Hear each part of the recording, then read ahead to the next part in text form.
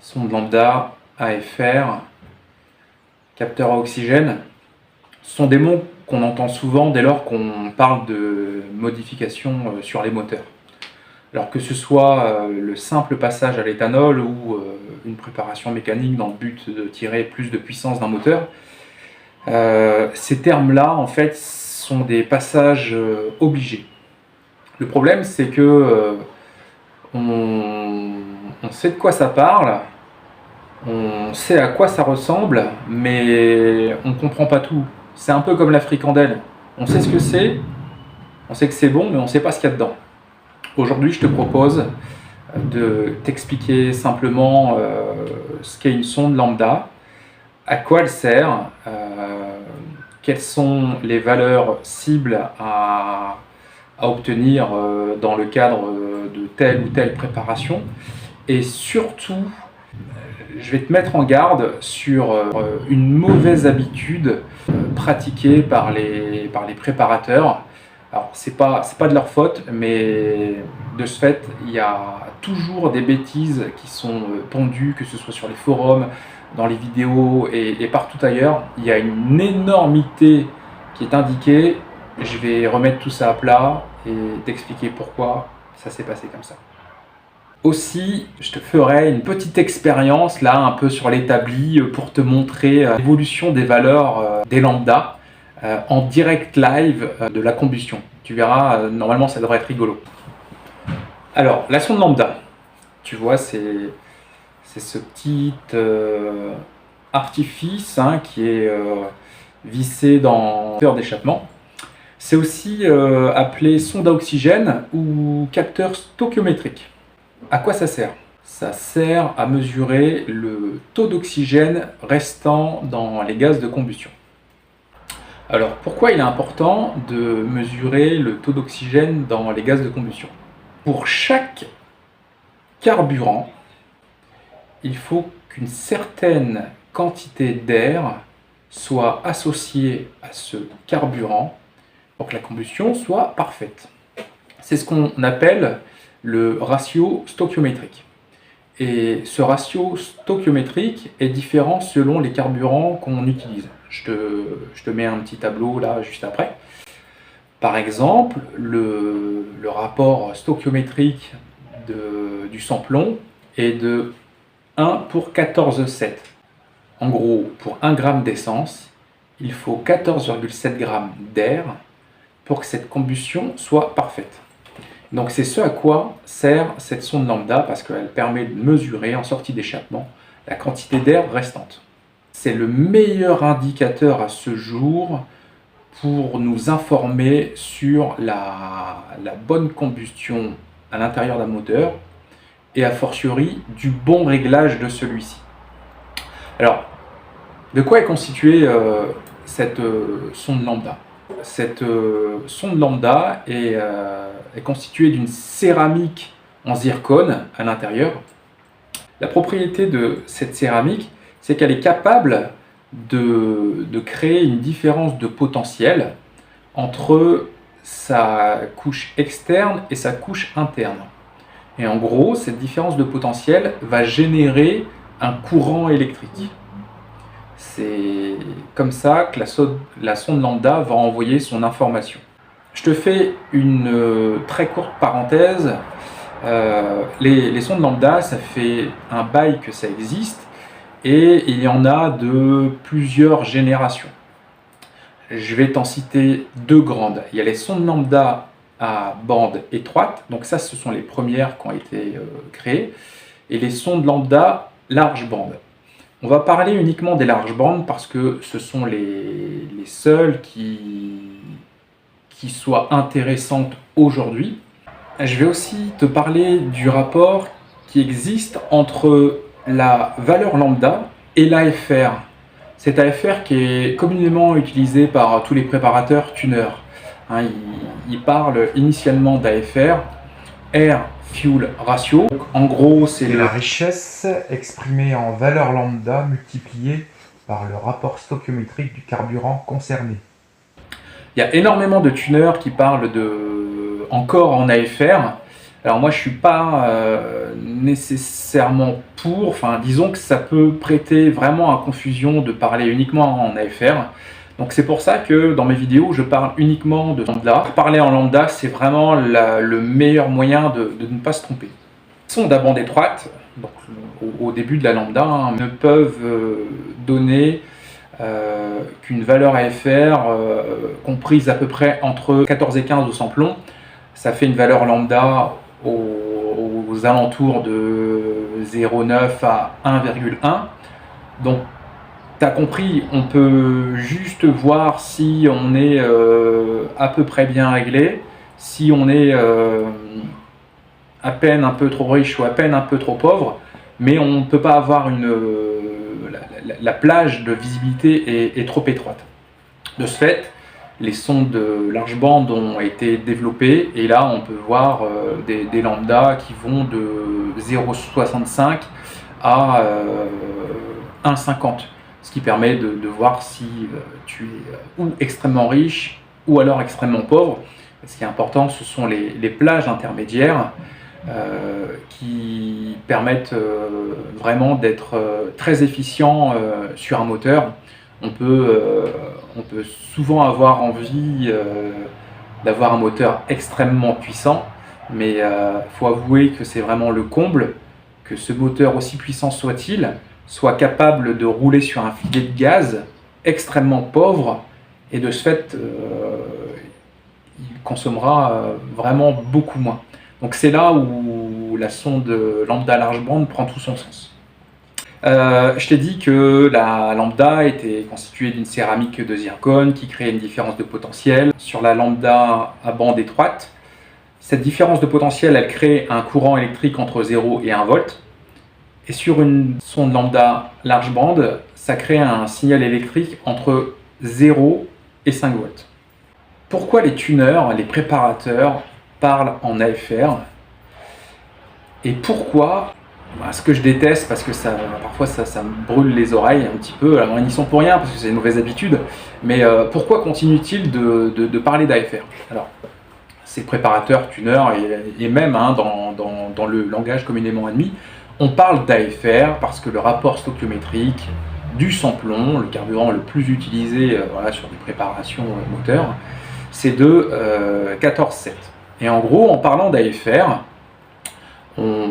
on indique les richesses, par exemple de 12, qui est un AFR plutôt riche lorsqu'on est à pleine charge, à par exemple 15, qui est un AFR plutôt pauvre lorsqu'on est sur un filet de gaz en cuisine.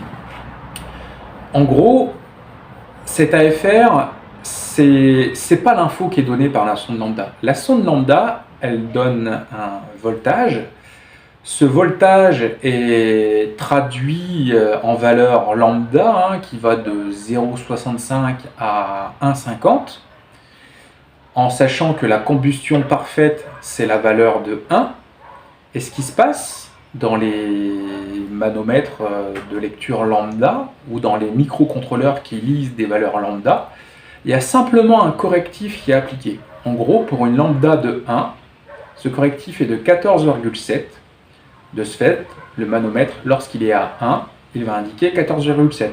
Ensuite, il suffit juste de faire la multiplication. Lorsque la lambda est à 0,9 fois 14,7, et ainsi de suite, 1,2 fois 14,7, pour avoir la valeur AFR. Donc, on utilisait cette valeur AFR généralement avant l'arrivée de l'E85, puisqu'il y avait du samplon. Donc, cette règle d'AFR a été communément admise. Depuis l'arrivée de l'éthanol, moi ça m'hérisse le poil d'entendre des préparateurs, des mappeurs, lorsqu'ils sont en train de mapper une voiture à l'E85, ça m'hérisse le poil de les entendre dire qu'ils règlent par exemple une pleine charge à l'éthanol à 12 d'AFR.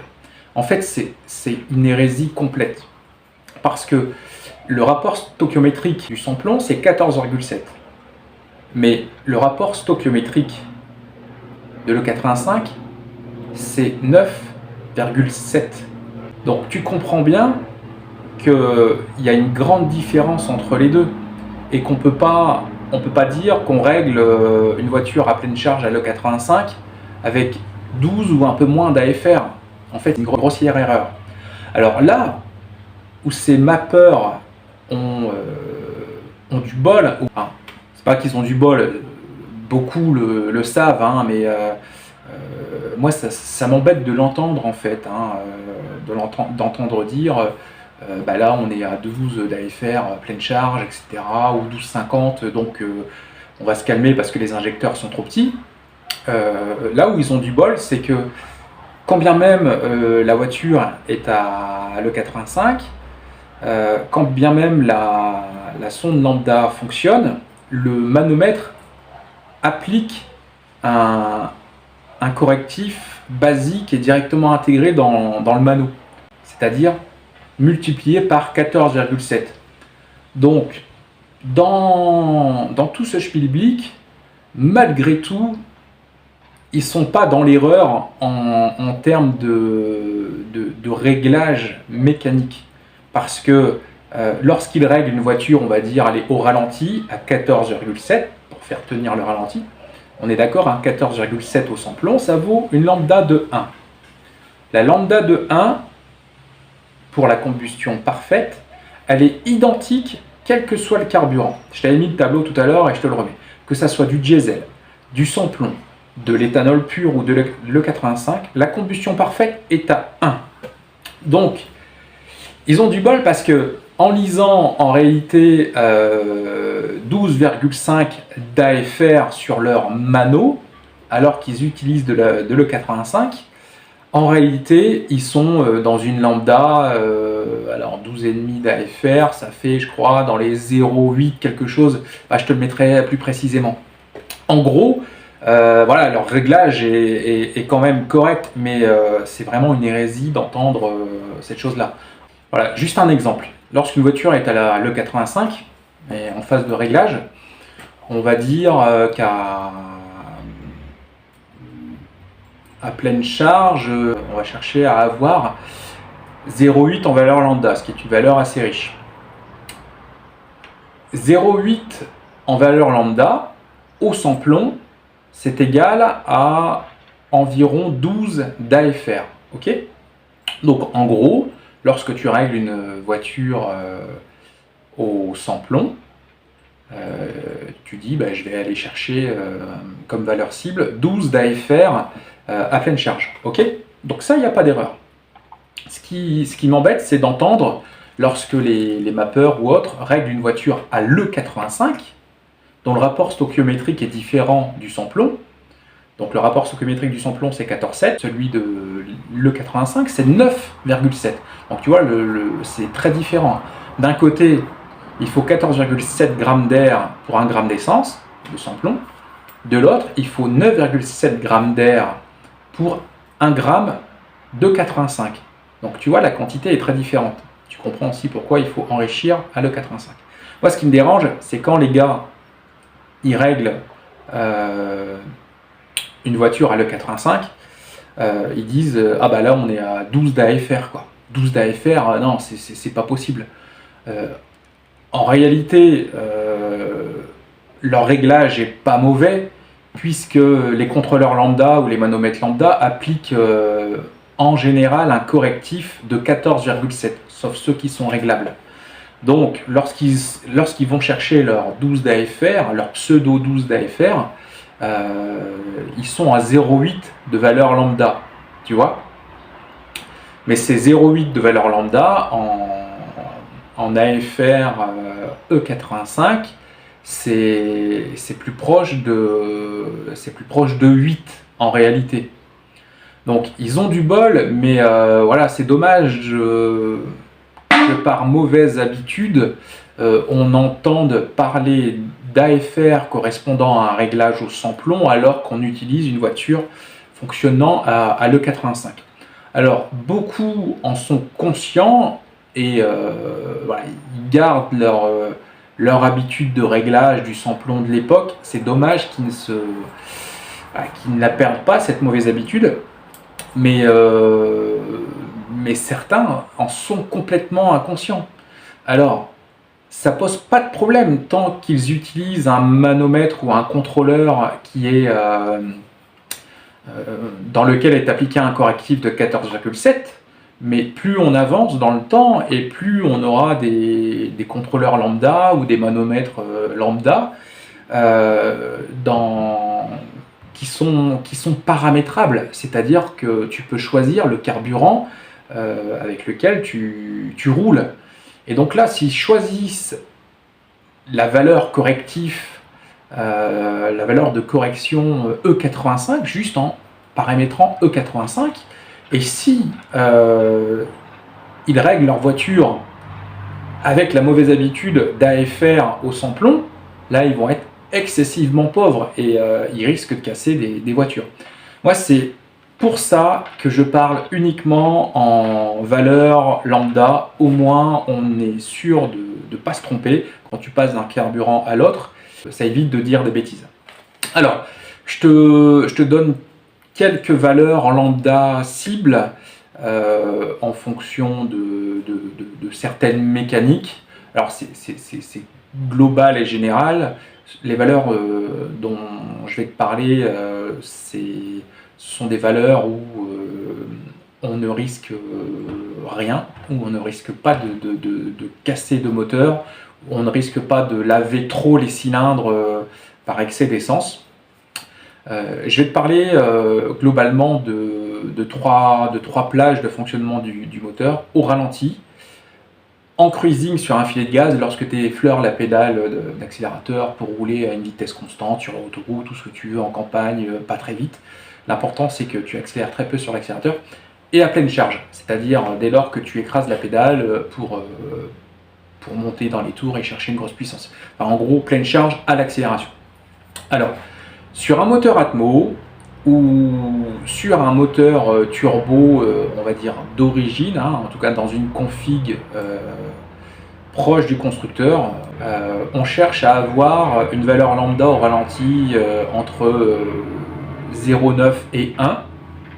Alors plutôt 1 si tu as une gestion d'injection qui s'adapte plutôt rapidement, ou plutôt proche de 0,9 si tu as une gestion qui est un petit peu lente. 0,9 c'est un peu plus riche, mais voilà, ça permet d'avoir un ralenti un chouille plus rond au moment où tu démarres la voiture et qu'elle se met à chauffer. Sur un filet de gaz, là en fait le moteur il tracte pas beaucoup parce que la voiture roule un petit peu sur son élan, sur son inertie, donc tu mets juste un petit peu de gaz pour voilà, entretenir cette inertie. Là tu peux te permettre d'avoir des valeurs lambda entre 1,10 et 1,15, vraiment sans problème. D'autant qu'à l'E85, bien entendu, je te parle que de l'E85 depuis le début. D'autant que l'E85 a une combustion moins haute en température, donc il n'y a pas de risque de rouler dans ces valeurs-là, 1,10, 1,15 sur un filet de gaz. Il n'y a pas de risque de surchauffe. Par contre, lorsque tu mets plein gaz à l'accélération, là, il faut chercher d'avoir quelque chose aux alentours de 0,85. C'est-à-dire que c'est plutôt riche, mais pas non plus excessivement riche. Donc ça vaut sur des moteurs Atmo, ça vaut sur des moteurs turbo d'origine ou très proche. Maintenant, je vais te parler de moteurs turbo vraiment plus poussés lorsqu'on dépasse 1 bar de pression. Les valeurs au ralenti ou en cruising, enfin valeurs au ralenti, tu prends les mêmes, entre 0,9 et 1. En cruising, tant que tu es en dépression au niveau du collecteur, c'est-à-dire en dessous de 0 bar sur ton mano, lorsque tu es en négatif, là tu peux encore rester sur des valeurs 1,10, 1,15. Par contre, dans ta map, dès lors que tu passes le 0 bar de pression, c'est-à-dire 0,1, 0,2, là il faut quand même essayer de se rapprocher du 1 en valeur lambda lorsque tu es en cruising.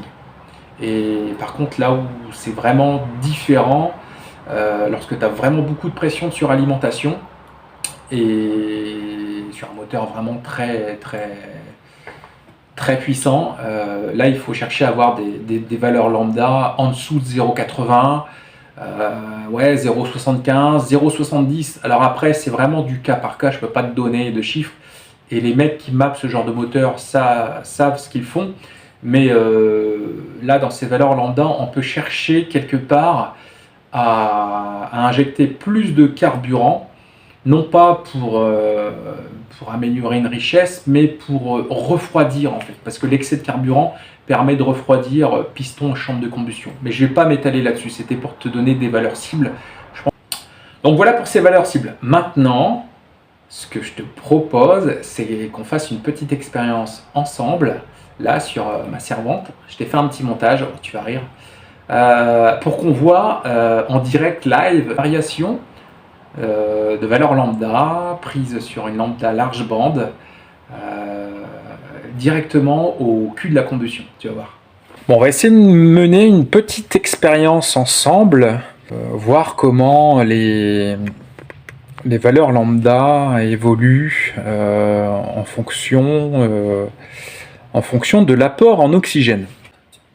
Donc, comme tu vois, donc une sonde lambda large bande Bosch LSU. On a ici un manomètre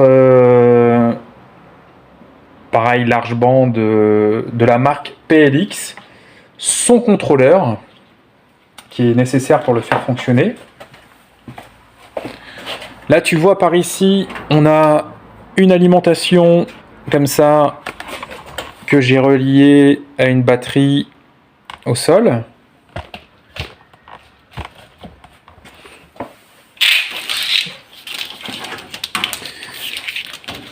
Et là on a le connecteur hein, tu vois qui démarre ici du contrôleur qu'on va brancher sur la sonde lambda.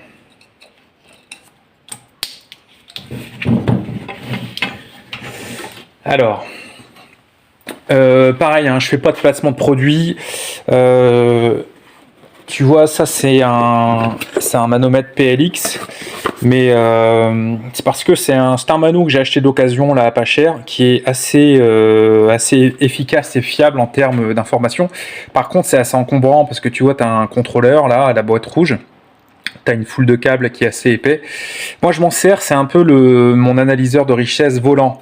Quand je veux régler une voiture dans laquelle j'ai pas besoin d'avoir une valeur lambda toujours à demeure, du genre une voiture pas très performante, mais donc je m'assurais des réglages, je mets cet analyseur, je passe les câbles par la vitre, je fais mes réglages et une fois que je l'ai réglé, je le démonte. Tu vois, ça me sert de banc lambda roulant. Par contre, celui que j'aime utiliser, alors je suis pas sponsorisé, mais j'aimerais beaucoup, c'est ce modèle-là de chez AEM. Ouais, tu vois la référence, ça vaut environ, je crois, 200 € et il est vraiment top parce que ça donne une valeur très très fiable. Le faisceau est plus fin, peut-être un peu plus fragile au niveau de la connexion sur le boîtier. Mais ça pose pas de problème une fois qu'il est en place. Ces manos là je les ai dans mes 2911 et par contre le gros avantage c'est que tu n'as pas de boîtier de contrôle comme le boîtier rouge. Tu as uniquement un mano tout petit comme ça, le câble et la lambda. Donc c'est pour ça que j'aime bien utiliser cette référence chez AEM. Alors là l'idée du test c'est d'allumer ce petit chalumeau, donc qui crée une combustion normalement parfaite hein, s'il est bien réglé, de voir ce qu'indique la valeur lambda, et on va priver en fait d'oxygène le chalumeau. Tu as déjà vu le chalumeau quand il brûle et qu'il est très chaud, la flamme est plutôt bleue, et si tu le prives un peu d'oxygène, la flamme elle devient un peu jaune. On va voir si ça influe sur la valeur lambda lue au manomètre.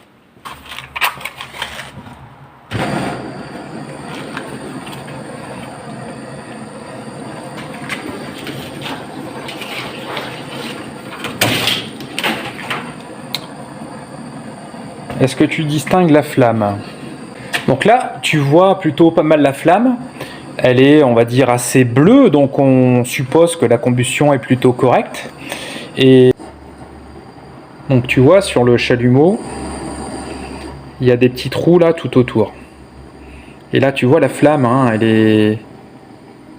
J'essaye de ne pas bouger parce que c'est du butane et dès lors que tu le secoues, ça modifie un petit peu la flamme. Alors tu vois, si jamais je bouche les entrées d'air, donc en gros, j'appauvris en air, donc à l'opposé, j'enrichis en carburant, la flamme change et devient jaune. Donc on a une combustion incomplète. Ok ? On va voir si ça a une incidence sur la sonde lambda. Je branche le mano.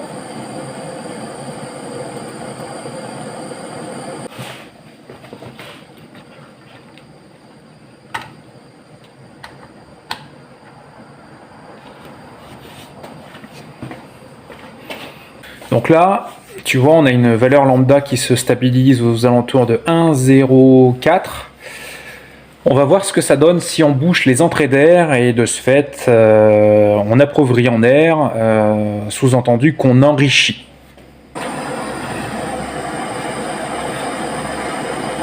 Donc tu vois bien, hein, là le mano il indique rien du tout.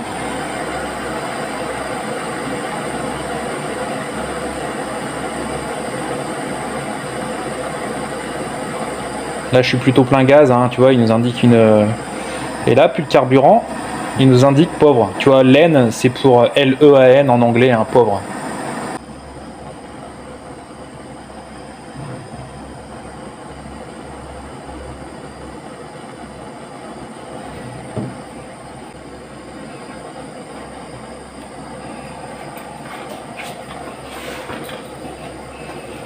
Allez, on va reboucher les trous d'air juste parce que c'est rigolo.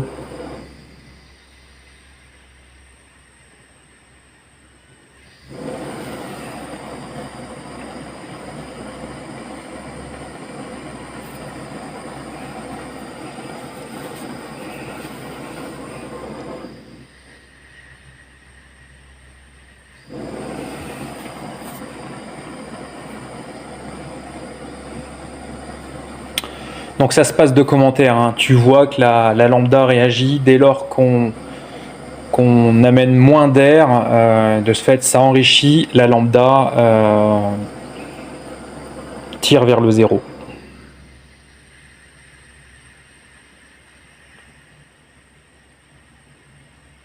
Et là tu vois on était riche à mort. Et si je retire tout doucement la flamme, tu vois, là on devient pauvre parce qu'elle ne voit plus du tout de combustion et que de l'oxygène.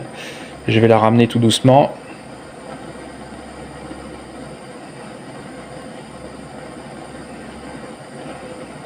Tu vois, là on repart tout doucement dans une combustion qui est plutôt pas mal, hein, proche de la perfection. Alors je prends un petit chiffon parce que c'est chaud.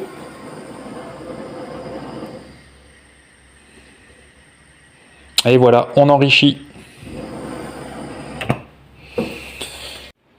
Bon bah du coup, si ce genre de petite explication te plaît, dis-le moi, dis-moi si tu as compris du coup à quoi sert une sonde lambda, quelles sont les valeurs cibles et pourquoi faut pas trop parler en AFR parce que ça prête à confusion. Voilà, n'hésite pas à me l'indiquer par message. Et j'oublie de le dire sans arrêt, il faut vraiment que tu t'abonnes pour aider à ce que je progresse là dans cette chaîne, pour motiver. Du coup, n'hésite pas à t'abonner, liker, partager. C'est pas le réflexe du youtubeur de demander ces choses-là, mais ouais, abonne-toi, mets un pouce bleu, active la cloche, partage cette vidéo et lâche un commentaire m'indiquant si tu as apprécié ou pas, ou si tu as quelques questions à poser, n'hésite pas. Si je peux y répondre, je me ferai un plaisir, et si jamais tu as envie d'éclaircir un point voilà, sur ta mécanique ou la préparation en général, bah, si c'est dans mes compétences, pareil, j'hésiterai pas à y répondre et pourquoi pas faire une vidéo. Je te dis à bientôt et bon week-end.